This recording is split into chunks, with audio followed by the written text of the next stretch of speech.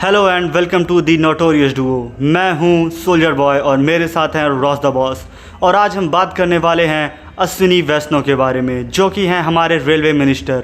हम देखने वाले हैं कि अश्विनी वैष्णव के कार्यकाल में क्या क्या ऐसी चीज़ें हुई हमारे रेलवेज़ में जो कि बहुत ही दुखदाई थी और जो कि बहुत ही ज़्यादा चिंताजनक है और जिस पर कार्रवाई होनी चाहिए और रेलवे मिनिस्टर को ध्यान देना चाहिए। चलिए शुरू करते हैं। तो जैसा हमारे अश्विनी वैष्णव जी बनते हैं और अपने आप को दिखाते हैं कि वो एक बहुत ही अच्छे रेलवे मिनिस्टर हैं और उनके कार्यकाल में सब कुछ बहुत बढ़िया हो रहा है, हरदम वो वंदे भारत रटते रहते हैं, पर ऐसा कुछ भी अच्छा होता नहीं है। जी हाँ, ये सर एक केवल दिखावा है। मेरे हिसाब से तो ये सब एक केवल ढोंग है जो वो करते रहते हैं। असल में रेलवेज़ में क्या चल रहा है क्या नहीं, उससे ताकि आम जनता को ना पता लगे। आम जनता को बहुत अच्छे से पता है कि रेलवेज़ में क्या खामियां हैं, क्या दिक्कतें चल रही हैं और उन्हें कैसे बहकाया जा रहा है। तो आज मैं बात करने वाला हूं कुछ पॉइंट्स के बारे में केवल, जिससे ये पता लगेगा कि रेलवेज़ में कितनी खामियां हैं और रेलवे मिनिस्टर कैसे उन चीज़ों से दूर भाग रहे हैं। तो चलिए शुरू करते हैं। सबसे पहले मैं बात करने वाला हूँ ट्रेन एक्सीडेंट्स के बारे में। जी हाँ, ट्रेन एक्सीडेंट, इसका डाटा अगर मैं बात करूं केवल 2024 और 25 का, मैं केवल 2024-25 के मेजर एक्सीडेंट्स के बारे में बात करने वाला हूं।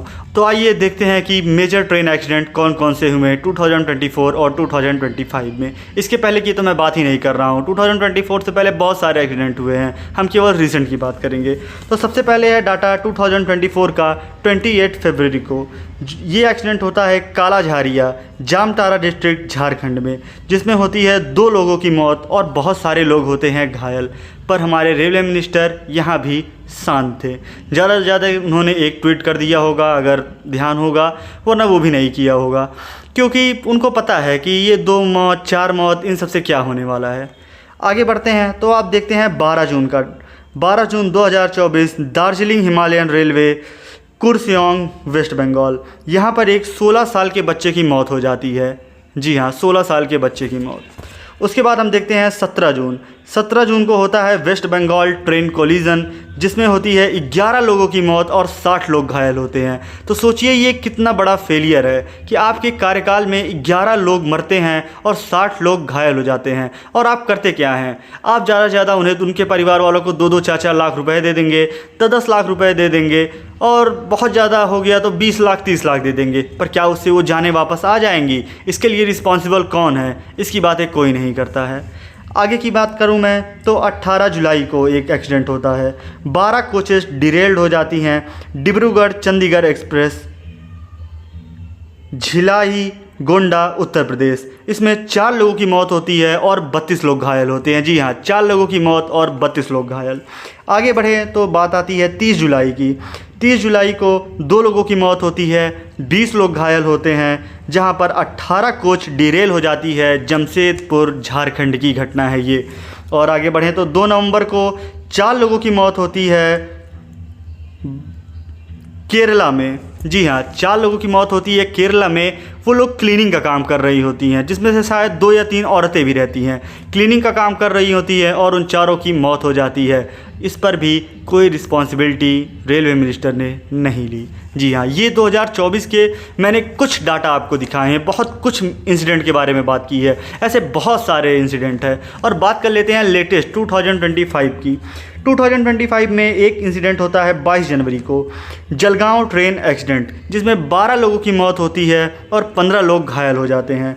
जो हादसा होता है पुष्पक एक्सप्रेस में, जिसमें एक अफवाह उड़ती है, फॉल्स अलार्म मिलता है कि ट्रेन में आग लग गई है, जिसकी वजह से कई सारे लोग कूदते हैं और 12 लोगों की जान चली जाती है।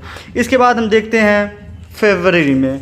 जी हाँ, 15 फरवरी को 20 लोगों की मौत होती है न्यू दिल्ली में, जहाँ पर एक अनाउंसमेंट होती है, कुंभ से रिलेटेड लोग इकट्ठा हुए रहते हैं और यहाँ इस भगदड़ मस्ती है, जिसके अंतर्गत 20 लोगों की मौत होती है। जी हाँ, 20 लोगों की मौत। और यहाँ पर भी हमारे रेलवे मिनिस्टर झुंझुना लेके खड़े रहते हैं और कुछ भी नहीं करते हैं।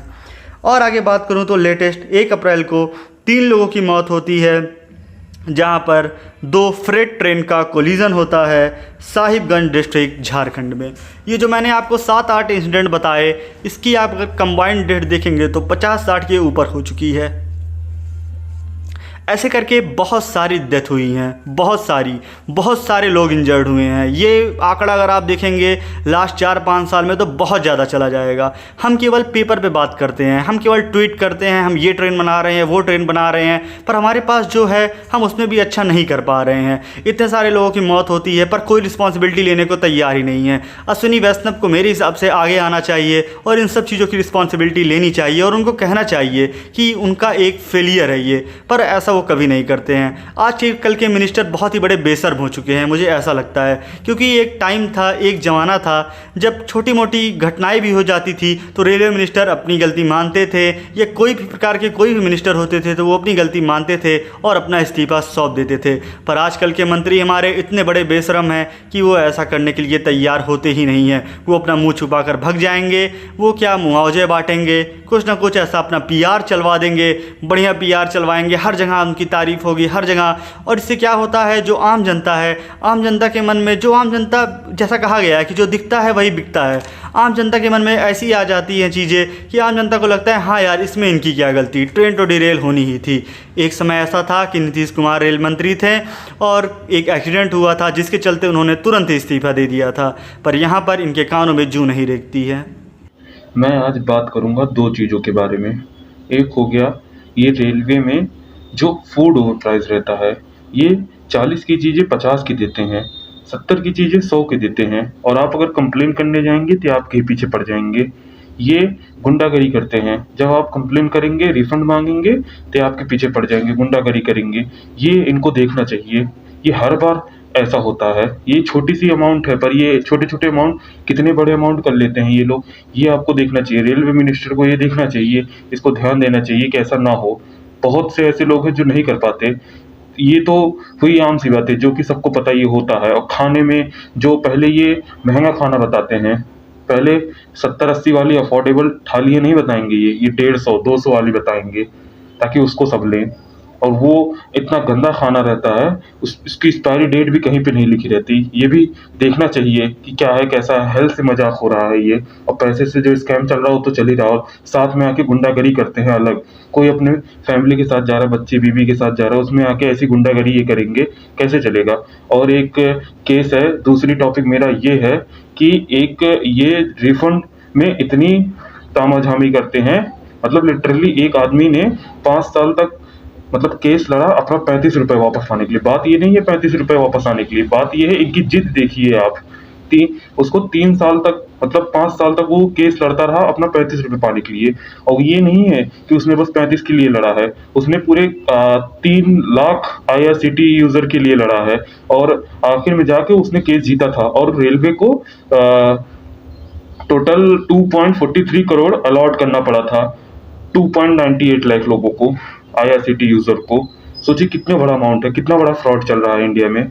ऐसे ही यूं ही है, रेलवे मिनिस्टर को ऐसे ही नहीं ट्रोल कर रहे हैं लोग, इन्होंने बहुत कुछ चीजें की हैं। इतने एक्सीडेंट होते हैं, इतने सब होते हैं, इतने ट्रेनों पे पत्थर पड़ते हैं, क्यों नहीं आप फैसिलिटी लगाते, क्यों नहीं आप ड्यूटी लगाते पुलिसों की वहां पे, क्यों नहीं भर्ती करते आप पुलिस को। और ये आपकी गलती है ना, मेट्रो तो चल रहा है ना सही से, वैसे करिए कुछ, वैसा कुछ लाइए। इतने बड़े देश है, इतना बड़ा देश है, इतना सब कुछ है, ना लेबर की कमी, ना कहीं की कमी है, कुछ नहीं कमी है आपके पास, तो क्यों नहीं आप कर देते। ये हो गया ये। उसके बाद आपको ये 35 रुपए, सोचिए एक छोटे से अमाउंट के लिए अगर वो छोड़ सकता था, पर एक 35 रुपए की बात नहीं थी, वहां पे 3 लाख लोगों की बात थी। और ये अगर नहीं लड़ता ये आदमी, तो ये और बढ़ते जाते नंबर्स, और रेलवे ऐसे फ्रॉड करते जाता। इसके ध्यान नहीं देते हैं रेल मिनिस्टर, इसको ध्यान देना चाहिए। तो जैसा रॉस द बॉस ने बताया, फूड कैसे ओवर प्राइस रेटों पे बेचा जा रहा है, आगे मैं आपको बताने वाला हूँ डिलेज़ के बारे में, कितना डिलेज़ हो रहा है। वैसे 2024 में या 2023 की डाटा की बात करें, 24 की डाटा की बात करें, 25 की डाटा की बात करें, 25 तो खैर अभी पूरा नहीं हुआ है, तो पहले ट्रेन बहुत ज़्यादा लेट होती थी, बहुत ज़्यादा डिले रहता था ट्रेन में। उसके बाद वो जो लेट रहता था उसके टाइम में थोड़ी गिरावट हुई है। मतलब जैसे पहले हम मान चलते हैं कि ऑन एन एवरेज अगर 60 मिनट ट्रेन लेट रहती थी तो वो थोड़ा डिक्रीज हुई है, वो 55 या 50 मिनट हो गई है। तो ये आप इस पर ताली नहीं बजा सकते, ये कोई इम्प्रूवमेंट नहीं है। पहली बात तो ये कि लेट होना ही नहीं चाहिए, बहुत ही अच्छे से इस पर काम करना चाहिए कि ज़्यादा डिलेज़ ना हो। और मैं आपको कुछ डाटा स्क्रीन पर शेयर कर दे रहा हूँ, आप यहाँ देख लीजिए कि किस तरीके से ट्रेन्स लेट हो रही हैं, क्या मीन क्या मीडियन डिले टाइम चल रहा है, आप ये स्क्रीन पर देख सकते हैं। और वहीं बात करें हमारी टॉप द नॉच, जिसको अश्विनी वैष्णव हर जगह दिखाते फिरते हैं, हर जगह बात करते हैं, एलीट लोगों की पहली पसंद वंदे भारत। जी हाँ, जिसमें गरीब ट्रैवल ही नहीं कर सकता, जो केवल अमीरों के लिए बनी हुई है। तो वंदे भारत एक्सप्रेस भी डिले हो रही है। जी हाँ, अच्छा खासा डिले हो रही है और ऑन एन एवरेज 10 मिनट से प्लस ही ये डिले हो रही है।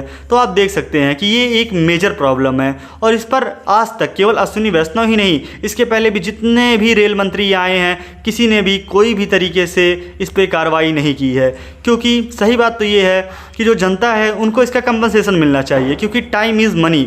हो सकता है किसी को जल्दी हो, कहीं जाना हो, रेलवे पे इंतज़ार कर रहा है, बेचारे को 4 घंटे वेट करने पड़ रहे हैं, 6 घंटे वेट करने पड़ रहे हैं, कोई ट्रेन 12 घंटे लेट चल रही है, कोई 18 घंटे लेट चल रही है। तो ऐसा क्यों हो रहा है? इस पे बहुत ही ज़रूरी है कि संज्ञान लिया जाए और एक कोई ना कोई इस पर निवारण निकाला जाए। रेलवे को सिर्फ रेलवे मिनिस्टर ही नहीं ठीक कर पाएंगे या फिर केवल उनके कर्मचारी ही ठीक नहीं कर सकते। इसमें कई सारी ऐसी प्रॉब्लम्स भी है जो जनता को भी देखनी पड़ेगी। जी हाँ, तो इसका सर्वे करने के लिए मैं और रॉस द बॉस गए एक जनरल डिब्बे में। जी हाँ, एक नॉर्मल ट्रेन के जनरल डिब्बे में हम दोनों लोग घुसे और वहाँ पे हम लोगों ने जो हाल देखा वो बहुत ही निंदनीय है। जी हाँ, निंदनीय इसलिए है कि वहाँ की जो जनता थी वो कितने गलत तरीके से रह रही है। अगर पॉइंट ये है कि थोड़ी बहुत उनको चीज़ें प्रोवाइड की भी जाती हैं, एक तो जल्दी करते नहीं हैं चीज़ें प्रोवाइड, और जब चीज़ें प्रोवाइड की भी जाती हैं तो उसका बहुत ही गलत तरीके से उपयोग करते हैं। वो वीडियो मैं आपके साथ शेयर कर रहा हूँ, आप लोग देखिए। हम लोगों ने आंखों देखा हाल जो देखा है वो यही है कि कोई कहीं थूक रहा है, पान खा के सिंक जाम कर दिया गया है, वॉशरूम पूरी तरीके से गंदगी मचाई हुई है, उसके बाद कोई कहीं लटका हुआ है, कोई कहीं लटका हुआ है, 6 लोग बाहर देख रहे हैं। अगर आप बाहर लटके रहेंगे तो एक्सीडेंट तो होना ही है। यहाँ पे दोनों की गलतियाँ हैं। तो ये वीडियो मैं शेयर कर रहा हूँ, आपके साथ साझा कर रहा हूँ, आप लोग इसे ज़रूर देखिए।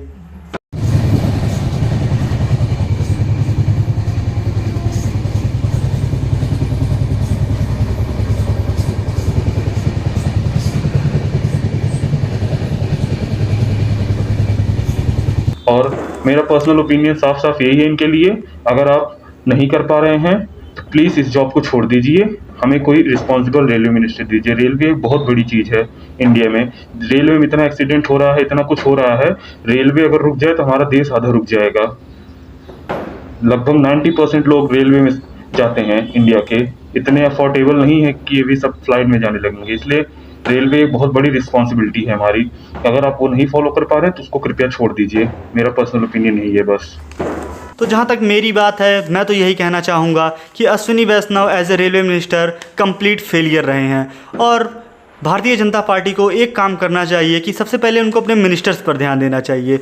जैसे उनके एस जयशंकर हैं फॉरेन मिनिस्टर, वो भी बहुत ही ख़राब काम किए हैं अभी तक। उसके बाद रेलवे मिनिस्टर, ये भी बहुत ही गलत कार्य कर रहे हैं, इनका फोकस नहीं है जहाँ पे रहना चाहिए। सेम ऐसे हैं निर्मला सीतारमण। तो बीजेपी को अपने मिनिस्टर को बहुत सोच समझ के चुनना चाहिए। और जहाँ तक बात की जाए रेलवे मिनिस्टर की, तो मेरे हिसाब से इन्हें तो रेलवे पोस्ट पर रहना ही नहीं चाहिए, ये पोस्ट इन्हें छोड़ देनी चाहिए। पर जैसा कि ये छोड़ेंगे नहीं तो मैं बस यही इतना कहना चाहूँगा कि इनको इन चीज़ों पर ध्यान देना चाहिए, चाहे वो फूड ओवर प्राइस वाली समस्या हो, चाहे वो तत्काल टिकट बुकिंग वाली समस्या हो, चाहे वो हमारी ट्रेन एक्सीडेंट वाली समस्या हो। इन सभी चीज़ों पर इनको ध्यान देना चाहिए और इस पर कार्रवाई करनी चाहिए और संज्ञान लेना चाहिए। तो यहीं पे ख़त्म होता है मेरा और रॉस द बॉस का समय। हम फिर मिलेंगे अगले वीडियो में आपके साथ और ज़्यादा फैक्ट्स और ज़्यादा डाटा के साथ, और हम बिना डरे बिना घबराए हर किसी को क्रिटिसाइज़ करने वाले हैं और दिखाने वाले हैं कि इस समाज में क्या प्रॉब्लम्स हो रही हैं, क्या दिक्कतें हो रही हैं। तो तब तक के लिए धन्यवाद। मिलते